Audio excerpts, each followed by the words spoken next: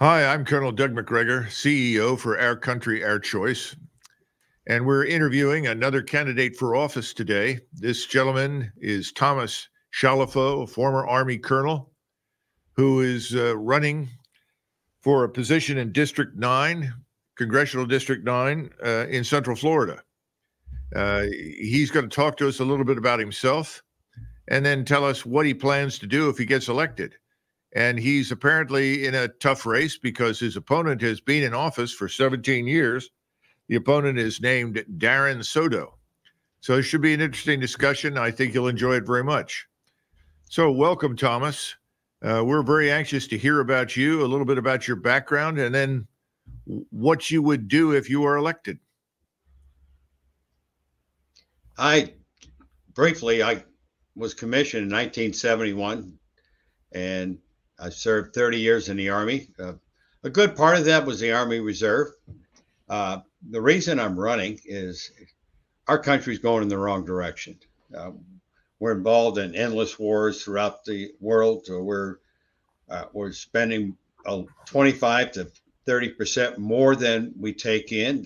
The country is closing in at $37 billion. We're funding places like Ukraine on the tune of $200 billion. We're in the Middle East. We have to stop all these endless wars and work on peace. And we need strong leadership in Congress. So the first things I want to do is I want to secure our borders. The second thing we need to do is stop all this wasteful government spending. If you listen to Rand Paul, he's got a great idea how we can get our budget back in line. We have to start cutting expenses. The third thing I really want to do is stop funding these endless wars. And it's just really sad how our country has gone in the wrong direction. It needs leadership. It really lacks leadership. Well, I think that's probably the single most important statement that most Americans are going to hear routinely now and agree with. It's hard to imagine how anybody who's been in Congress for 17 years could be reelected in view of the disastrous position we're in right now. Tell us a little bit about your opponent, the kinds of things that he supported or opposed. Well, he voted against impeaching Alejandro Mayorkas. He's voted about deporting convicted sexual offenders. He's voted for the inflate all these crazy spending bills. It's like they keep on spending money they don't have. Just amazing the leadership that we have in our country. And he votes 98% of the time with the Biden administration. So this man is certainly not a law and order candidate by any means. Absolutely not. If anything, he's an advocate for leniency in almost every category. It's hard to imagine that, especially for sexual predators, given that every year we lose track of at least 300,000 children inside this country.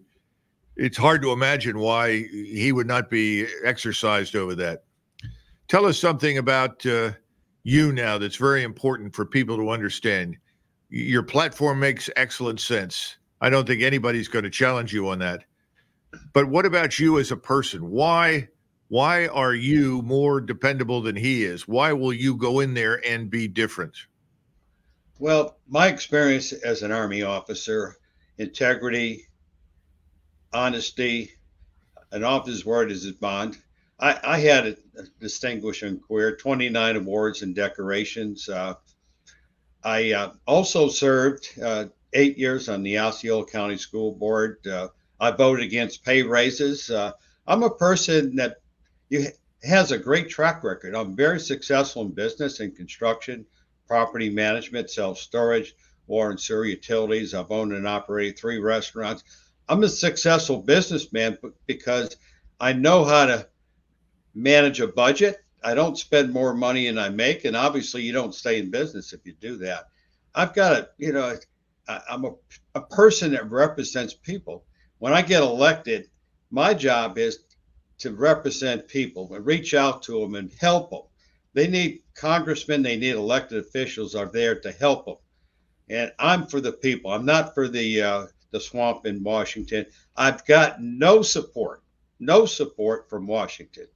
The Republican Party, at both at the state and federal level, no money, no PAC money, and I've invested $2.5 Well, million in my campaign, and I'm well, serious.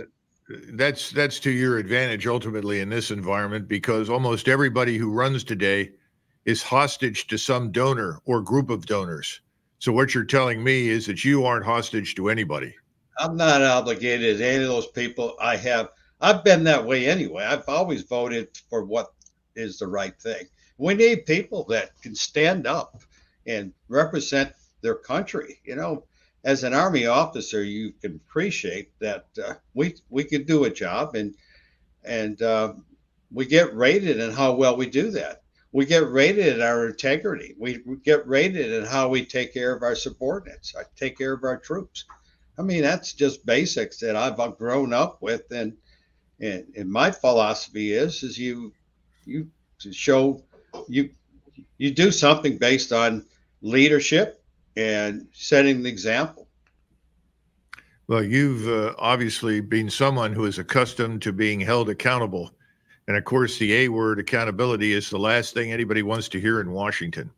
When you go around the ninth district and you talk to people, what kinds of frustrations or feelings do they express to you? By far, the most important thing for everybody I talk to is the inflation, the cost of living, Mm. the cost of government spending that dilutes our dollar. That's number one. The number two thing is the immigration. People say, "What is going on with our country? We can't secure our own borders," and how they support these people that come into our country. They take care of them. They feed them. They put them in hotels. They put money in their pocket. But look at the thousands of homeless veterans that we have, homeless people throughout the country. Why can't we take care of them first? I'm amazed at the priority. Yeah, absolutely. America first doesn't seem to mean very much to most of the people on the Hill on any given day. They certainly don't want to defend us. They don't want to defend our borders. So that is an unbelievable problem that somebody like you can weigh in and fix. And I think that you can. I think this is going to be a different year. I think a lot of people that have been there for a long time and are ultimately responsible for the disaster that we've got on our hands are going to be tossed out. And I certainly hope that works for you. Thomas, I think you're a great candidate. You're a good man and a great American.